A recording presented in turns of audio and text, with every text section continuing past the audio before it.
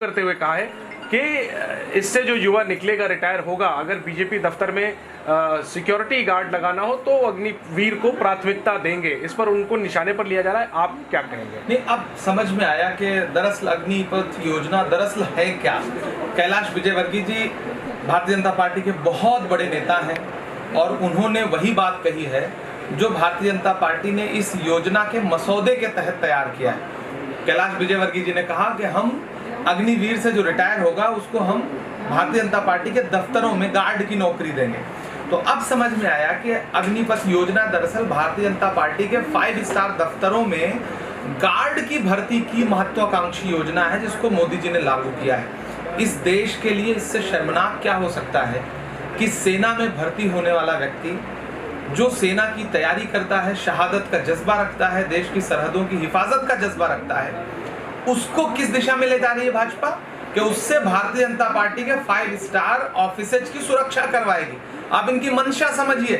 कल से परसों से कांग्रेस पार्टी लगातार कह रही है कि सेना को अपमानित करने वाली योजना है ये, युवाओं के भविष्य के साथ खिलवाड़ करने वाली योजना है ये।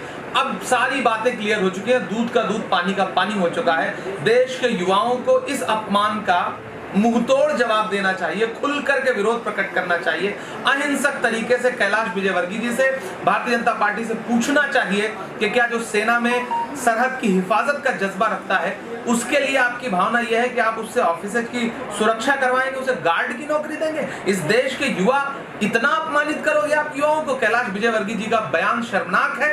भाजपा को इस बयान पर स्पष्टीकरण देना चाहिए। एक सवाल और है सर, बीजेपी प्रवक्ता संबित पात्रा ने प्रेस कॉन्फ्रेंस की है और उन्होंने कहा है कि राष्ट्र नीति को कुछ लोग हजम नहीं कर पा रहे हैं, ये रिफॉर्म की बात है, सेना की बात है और विपक्ष जो है वो हिंसा के लिए सिर्फ उकसा रहा है बल्कि राजनीति कर रहा है। कौन सा रिफॉर्म है ये जिसमें आप 4 साल बाद रिटायर हुए बच्चों को गार्ड की नौकरी देंगे अपने ऑफिस में? ये रिफॉर्म है या ये अपमान है? ये सीधे सीधे देश के युवाओं का अपमान है। भारतीय जनता पार्टी जो डैमेज कंट्रोल करना चाहती है प्रेस कॉन्फ्रेंस करके या कांग्रेस पे आरोप प्रत्यारोप करके, वो अब डैमेज कंट्रोल होने वाला नहीं है। देश का युवा गुस्से में है। भारतीय जनता पार्टी को ये स्कीम, सरकार को ये स्कीम वापस लेनी पड़ेगी।